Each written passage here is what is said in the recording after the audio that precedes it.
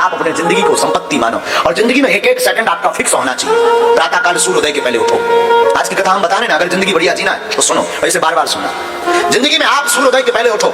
आप अपने मकान पर कितने भी घोड़े दौड़ने वाली चित्र लगा लो, आपकी जिंदगी में दौड़ नहीं आएगी। जब तक सूर्योदय के पहले नहीं उठोगे तब तक आपकी जिंदगी दौड़ेगी नहीं। उगता हुआ सूर्य का चित्र लगाने से, टोटका करने से आपकी जिंदगी में उजाला नहीं आएगा। जब तक अपने वर्ग को पाने के लिए, संकल्प को, लक्ष्य को पाने के लिए घोड़ों की भांति दौड़ोगे नहीं और उगते हुए सूर्य के पहले उठोगे नहीं, तब तक आपके जीवन में उजाला नहीं आ सकता।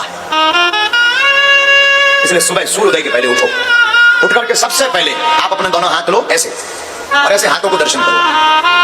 ऐसे प्रातःकाल उठे, ऐसे मलो और ऐसे दर्शन करो। कराग्रे वसते लक्ष्मी, कर मध्य तु सरस्वती, कर मूले तु गोविंदा, प्रभाते कर दर्शन। प्रातःकाल आप अपने हाथों की रेखाओं को देखो, मल करके अपने नेत्रों में लगाओ। सबसे पहले भूमि मां को प्रणाम करो, पैर नीचे रखने के पहले। ये पुरानी परंपरा है, क्योंकि भूमि पर कितना भार नहीं। धरती हमारी मां है, धरती खदान है, रत्न देती है, अन्न देती है, हमको रखती है। भूमि को प्रणाम करो। इसके बाद उठ करके अगर स्नान कर सको तो बहुत अच्छा, स्नान करो, सूर्य भगवान को अर्घ दो। सूर्य इस संसार के जागृत देवता है, प्रत्यक्ष देवता है। और सूर्य को अर्घ देने से वैज्ञानिक तथ्य भी है कि विटामिन डी की कमी नहीं होती। तो आप सूर्य भगवान को अर्घ दो। इसके बाद अपने इष्ट को, माता पिता को प्रणाम करने के बाद, गुरु को प्रणाम करने के बाद अपने इष्ट के लिए हनुमान चालीसा, दुर्गा चालीसा, काली चालीसा, भैरव चालीसा, जो भी आप पढ़ते हो पढ़ो। गुरु माला मंत्र ले रखा, माला लो और मंत्र जाप करो। आपके बज गए 8 बजे कुछ भगवान को प्रसाद लगाओ और फिर खुद कुछ पाओ, योग व्यायाम आदि करके कुछ पाओ, टहलो। इसके बाद लगभग 10-11 बजे आप अपने काम के लक्ष्य पर थे। आपका प्रश्न होगा महाराज फिर भजन और तो नहीं करना होगा? करना। आप कैसे भजन करना? अगर आप बिजनेसमैन हैं, अगर आप नौकरी करते हैं तो ऐसे भजन करो, अगर आप खेती करते हैं तो ऐसे भजन करो। 10 बजे निकल गए अपने बिजनेस के लिए, अपनी दुकान के लिए, आप अपने नौकरी के लिए, तो जाते जाते गाड़ी चला रहे ना तो फिल्मी गाना मत बजाओ, न गाओ। हम अक्सर देखते हैं फलाना बदनाम हुआ ठिकाने के लिए न कटा, ये मत लगाओ। उसकी जगह गाड़ी उठाओ, भजन लगाओ।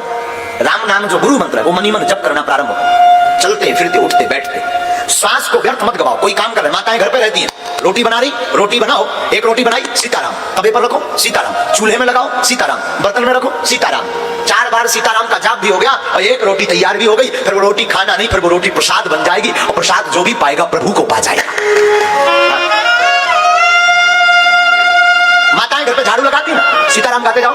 कोई भगवान का गीत, भगवान के गुणानुवाद, स्तुति, वेद स्तुति, मंत्र, कोई बहुत बड़ी महिमा, कोई सुंदर सा भगवत भक्ति गीत गाओ, झाड़ू लगाओ। क्या फायदा होगा? झाड़ू में बहुत छोटे छोटे चींटी, चींटा, बहुत छोटे छोटे जीव मर जाते हैं। उनका पाप आपको जो भोगना पड़ता है, उस पाप से आप बच जाएंगे। भगवान का भजन हो जाएगा, घर भी साफ होगा और मन भी साफ होगा।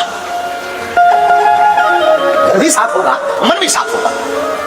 रात्रि हो गई आपकी, रात्रि काल संध्या में आप आओ, संध्या में हाथ मुंह धो। संध्या के समय न भोजन करना चाहिए, न देहरी पर बैठना चाहिए। ध्यान दे दें, घर में अगर आप चिरस्थायी काल तक लक्ष्मी को रखना चाहते हैं, घर में अगर लक्ष्मी का वास नहीं करवाना चाहते हैं, तो ये बात गांठ बांध लें। अगर आपके घर में लड़ाई होती है तो ये कारण हो सकता है। अगर आपके घर में पैसा नहीं रुकता तो ये कारण हो सकता। क्या आप अपने घर में संध्या काल को या तो झाड़ू लगाते होगे, या संध्या काल में भोजन करते होगे, या संध्या काल में भोग मैथुन्य कर्म करते होगे, अथवा संध्या काल में आप देहरी पर बैठ करके रो रहे हो। 4 काम वर्जित हैं।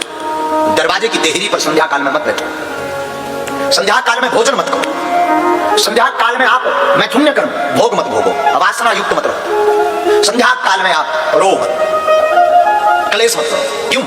संध्या काल में भूत भावन महादेव अपने गणों के साथ पृथ्वी पर विचरण करते हैं, और जिस घर में ये 4 चीजें होती दिखाई पड़ती हैं, भोले बाबा उस घर से अपनी कृपा को दूर कर देते हैं। लक्ष्मी जी घर छोड़ करके भाग जाती है और कुलक्ष्मी का वास घर में हमेशा के लिए हो जाता है। तो आप अपने घर में ये 4 चीजों का दान, संध्या काल में हाथ मुंह धो, पूजा मंदिर में जाकर के बैठो, प्रभु को धन्यवाद दो, प्रभु को साधुवाद दो। प्रभु आपकी कृपा से हम दिन भर के हारे थके गए थे, अब आ गए, और थके हुए होते ना शाम को